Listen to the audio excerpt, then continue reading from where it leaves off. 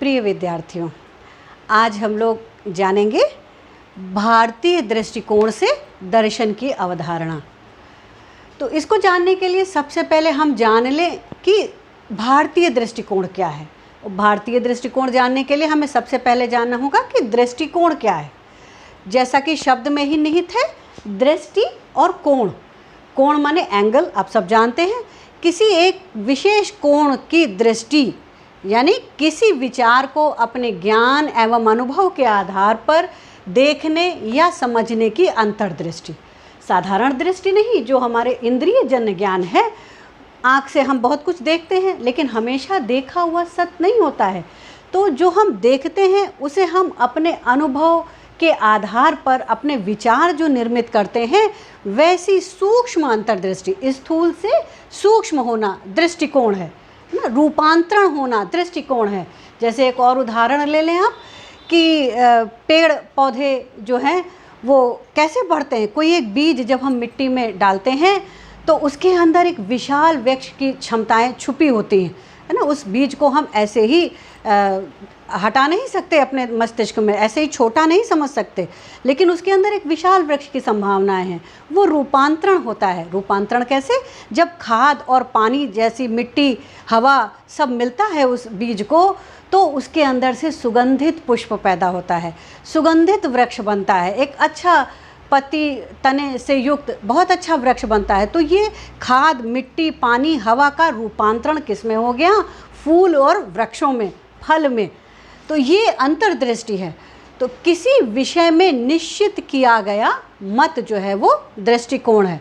अब इसी दृष्टिकोण को अंग्रेजी में हम एटीट्यूड कहते हैं। तो एटीट्यूड का क्या मीनिंग है? The way that you think, feel और बिहेव।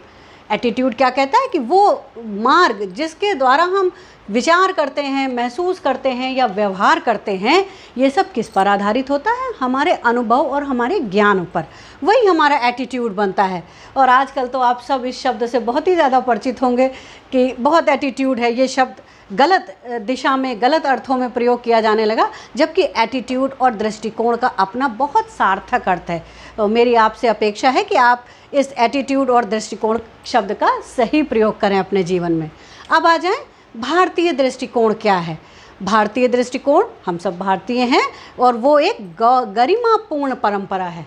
गरिमापूर्ण कैसे है? हमारा भारतीय दृष्टिकोण, भारतीय दर्शन किस पर आधारित है?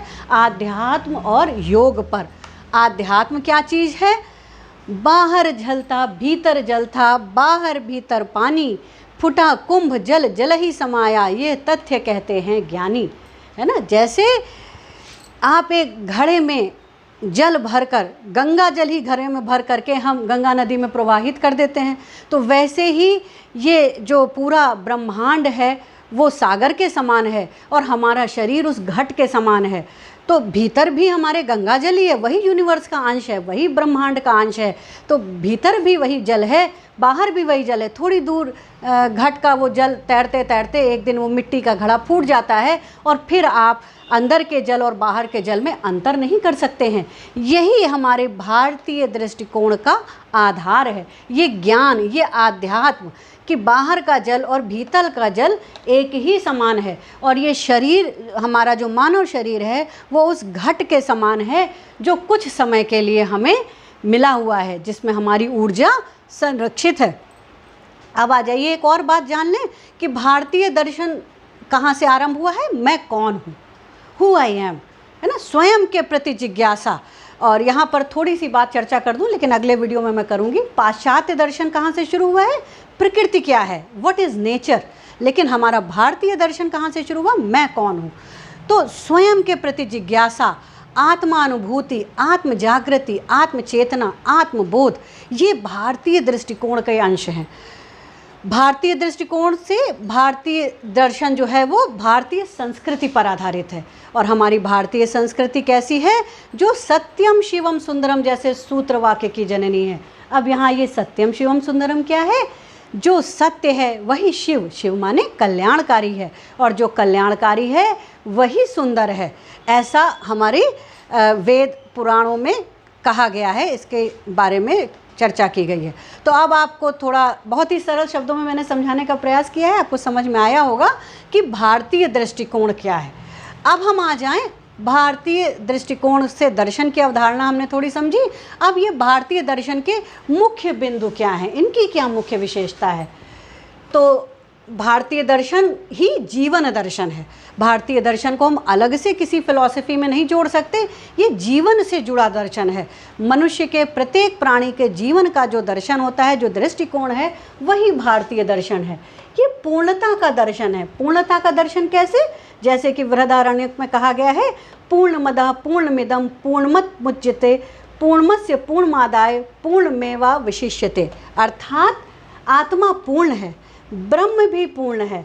ब्रह्म की पूर्णता से आत्मा की पूर्णता निकालने पर जो कुछ भी शेष बचता है वो भी पूर्ण है।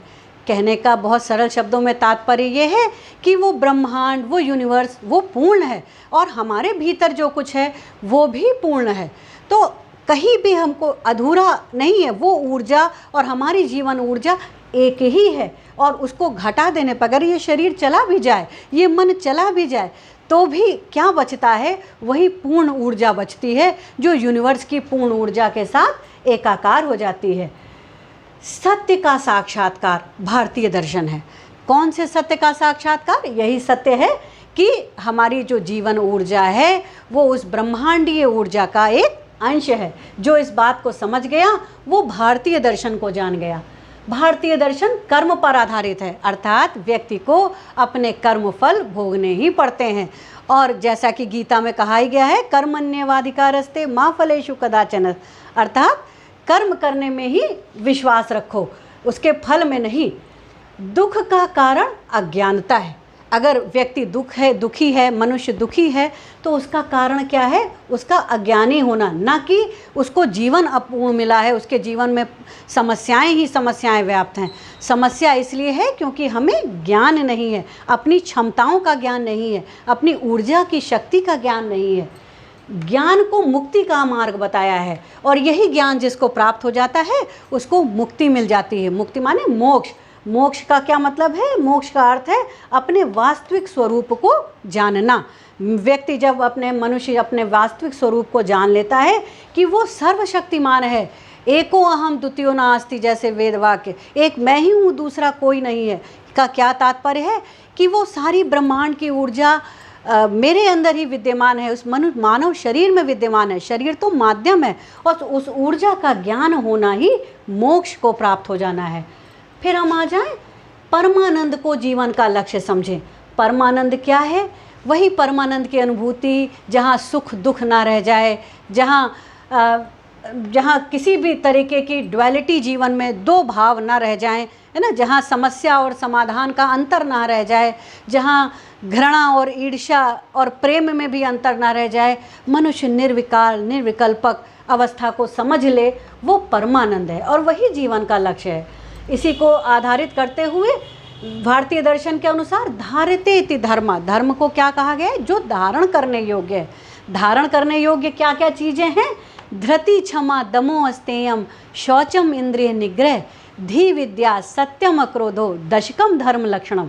धर्म के 10 लक्षण बताए गए हैं। कौन कौन से? धैर्य, क्षमा, संयम, बुद्धि, विद्या, सत्य, क्रोध न करना, चोरी न करना, पवित्रता तथा इंद्रियों का संयम ही धर्म है। ये धर्म है। और सरल शब्दों में अगर आप समझना चाहें तो ये मानव जीवन का यही धर्म है। जो आज धर्म की हम व्यर्थ की परिभाषाएं समझते और विचार करते आए हैं, वो धर्म नहीं है। धर्म जो धारण करने योग्य है, जैसे अग्नि का धर्म है जलाना, जैसे पानी का धर्म है शीतलता देना, वायु का धर्म है बहना। ये मानव शरीर का क्या धर्म है? कि धैर्य, क्षमा, संयम, बुद्धि, विद्या, सत्य और क्रोध न करना, चोरी न करना, पवित्रता और इंद्रियों का संयम धर्म है। ऐसा भारतीय दर्शन मानता है। तो आप सबको समझ में आ गया होगा कि भारतीय दृष्टिकोण से दर्शन की क्या अवधारणा है। धन्यवाद।